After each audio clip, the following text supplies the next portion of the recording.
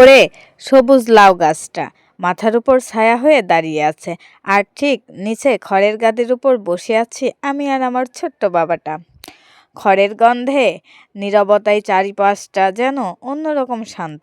ছুটির আনন্দ সে কখনো খড়ের উপর লাফাচ্ছে, কখনো আবার হেসে হেসে আমার গায়ে এসে জড়িয়ে ধরছে।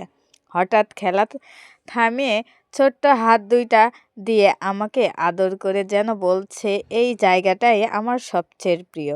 আর সেই নির্ভেজাল ভালোবাসায় আমার মনটা ভরে যায়।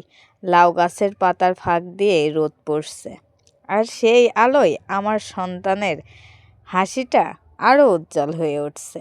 আমার বাবাটা সেই খুশি, খুবই আনন্দ পাচ্ছে, খুবই আনন্দ করছে। এই খড়ের গাদির লাউ গাছ আর ছুটির বিকেল সব মিলিয়ে বোঝা যায় জীবনের সবচেয়ে বড় সুখগুলো আসলে খুব ছোট্ট ছোট্ট মুহূর্তেই লুকিয়ে থাকে।